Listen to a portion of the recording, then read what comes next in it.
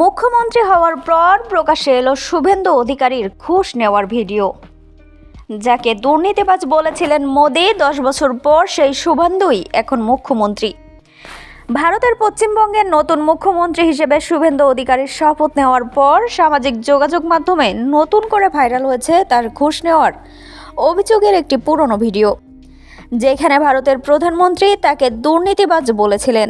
আর সেই শুভেন্দুকেই পশ্চিমবঙ্গের মুখ্যমন্ত্রী করলেন মোদি। ভিডিওটি প্রকাশ করেছিল নারদ নিউজ। সেখানে দেখা যায় শুভেন্দু অধিকারী সহ একাধিক তৃণমূল কংগ্রেস নেতাকে টাকার বিনিময়ে কাজ পাইয়ে দেওয়ার আশ্বাস দিতে। অভিযোগ ছিল কয়েকটি ঘটনায় অন্তত 5 লাখ টাকা পর্যন্ত ঘুষ নেওয়া হয়েছিল। 2016 সালের নির্বাচনের আগে এই ভিডিও বড় রাজনৈতিক ইস্যুতে পরিণত করেছিল ভারতীয় জনতা পার্টি বিজেপি।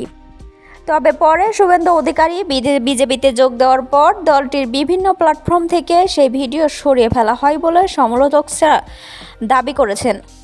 নতুন মুখ্যমন্ত্রী হিসেবে শপথ নেওয়ার পর সেই পুরনো ভিডিও আবারও ছড়িয়ে পড়ায় রাজনৈতিক মহলে নৈতিকতা ও আদর্শের প্রশ্ন সামনে এসেছে।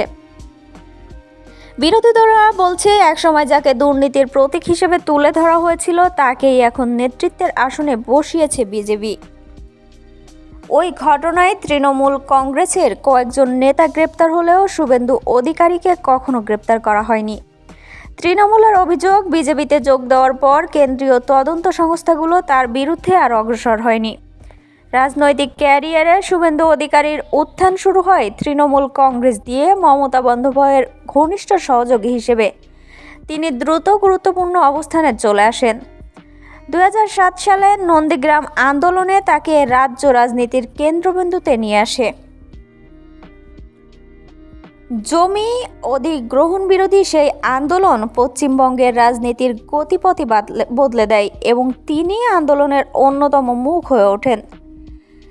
যে মমতা বন্দ্যোপাধ্যায়ের ঘনিষ্ঠ সহযোগী হিসেবে তার উত্থান, সেখান থেকেই চলে এসে যোগ দেন তিনি বিজেপিতে। 2009 ও 2014 সালে লোকসভায় সংসদ নির্বাচিত হওয়ার পর 2016 সালে তিনি মমতা বন্দ্যোপাধ্যায়ের মন্ত্রিসভায় পরিবহন ও সেচ অধিদপ্তরের দায়িত্ব পান। তবে সময়ের সঙ্গে দলীয় দূরত্বও তার বাড়তে থাকে। 2020 সালের 19 ডিসেম্বর অমিত শাহর উপস্থিতিতে বিজেপিতে যোগ দেন শুভেন্দু অধিকারী। পরের বছর বিধানসভা নির্বাচনে নন্দীগ্রাম আসনে মমতা বন্দ্যোপাধ্যায়কেও পরাজিত করে জাতীয় রাজনীতিতেও আলোচনায় আসেন তিনি।